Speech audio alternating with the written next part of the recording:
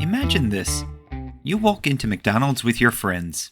You order a Big Mac meal, grab a large Coke, and peel. You've got a game piece stuck to your cup. What's it say? A free small fries? A chance at $1,000,000? That's the thrill of McDonald's Monopoly, a game where every bite could mean a prize. But what if I told you, for more than 10 years, the biggest prizes never made it to regular players at all? Instead, one sneaky man and his buddies grabbed millions in stolen prizes.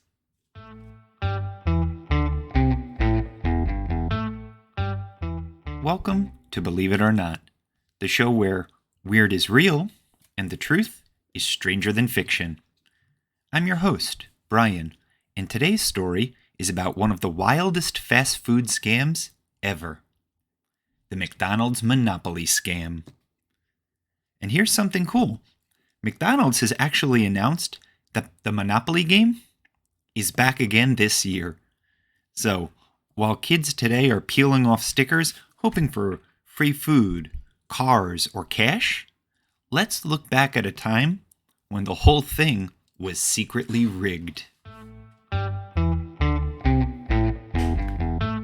The year was 1987. McDonald's wanted to make eating hamburgers and fries more exciting. So, they came up with McDonald's Monopoly, a game based on the famous board game. Here's how it worked. When you bought food, you got little peel-off game pieces. They would be stuck to your soda cup, your French fry carton, or your Big Mac box. Some gave you instant prizes like free fries or apple pies. Others had names of properties like Boardwalk or Park Place. If you collected all the properties in a set, you could win big prizes like cars, vacations, or even $1,000,000. Sounds fun, right? Well, for most people it was. It was just that, a fun, sort of little extra treat. But here's the catch. Some of those rare game pieces were nearly impossible to find. And one man, named Jerome Jacobson, figured out how to steal them. You see, Jerome wasn't a McDonald's employee. He worked for the security company that printed the game pieces. He realized that if he pocketed the rare ones, nobody would know. So that's exactly what he did. He slipped winning tickets worth cars, cash, and vacations into his pockets and handed them out to friends, family, and even random strangers. Now, of course, he didn't do this out of kindness. He told them, cash in the prize, but split the money with me. And it worked. His brother won a Dodge Viper. A relative won $1,000,000. Another got luxury trips and vacations. By the late 1990s, Jerome and his crew had stolen more than $24 million worth of prizes. Now here's a fun fact.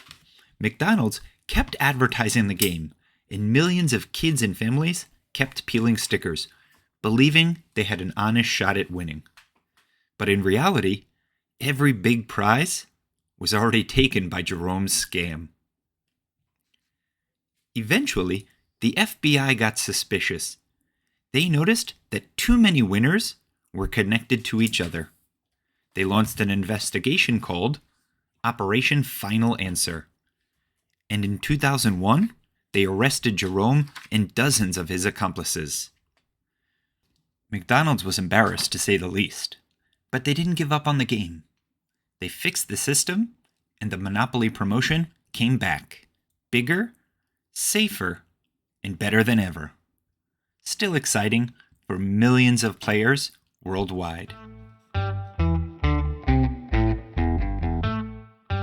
Now it's your turn to think about our story. Imagine you're playing a game where you think everyone has a fair chance to win. But one person is secretly cheating.